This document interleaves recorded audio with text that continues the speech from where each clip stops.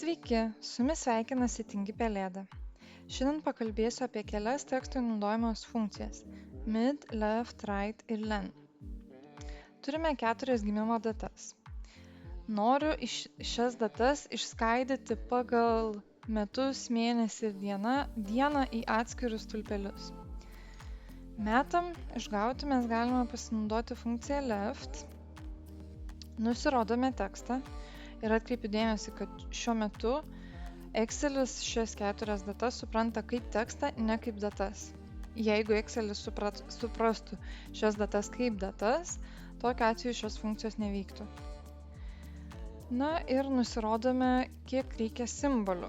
Tai metai turi 4 skaičius, nes 4 simboliai, turime metus. Mėnesiam išgauti galime pasinaudoti mid funkciją. Taip pat nusirodome tekstą ir nusirodome nuo kelinto simbolio. Mums reikia, kad funkcija pradėtų veikti. Tai bus 6. Toliau nusirodome, kiek simbolių funkcija mums turėtų grąžinti. Tai mėnesį išreiškiami 2 simboliais, turime 8 mėnesį. Dieną išreikšti galime pasinaudoti right funkciją. Yra tokia pati kaip ir left. Tik šiuo atveju funkcija pradeda simbolius imti ne iš kairės, bet iš dešinės pusės. Taip, nusirodome tekstą ir nusirodome 2 simbolius. Enter. Turime išskaidytą datą. Gerai, dabar pratempkime ir kas bus, jeigu mes turime metus išreikštus tik 2 skaičiais, ne 4. Tokiu atveju mums reikėtų šiek tiek pataisyti funkcijas, kad jos taptų tokios dinamiškesnės. Tai left funkcijai mes galime labai lengvai ją papildyti su len funkcija. Len funkcija yra labai paprasta. Jūs tiesiog nusirodote tekstą ir jums yra grąžinamas, kiek simbolių yra tame tekste, tame laukelyje. Tai jeigu aš tiesiog tai padarau, gauname tokį patį, tokius pačius duomenis.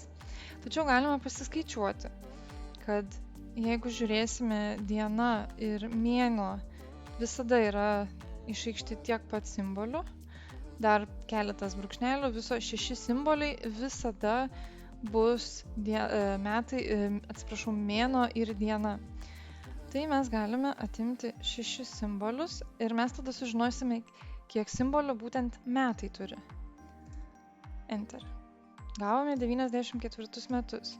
Pasižiūrėkime, ar pratempus funkcija veikia. Viskas veikia, viskas tapo dinamiška. Sutvarkykime mėnesius.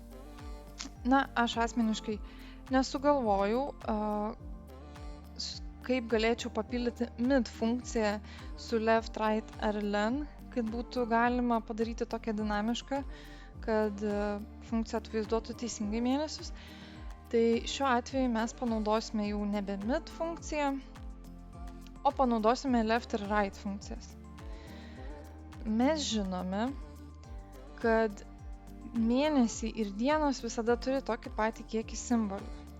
Tai 5 paskutiniai simboliai visada bus mėnuo, brūkšnelis, diena.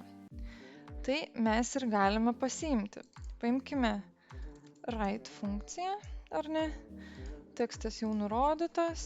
Pasiimam 5 simbolius. Enter.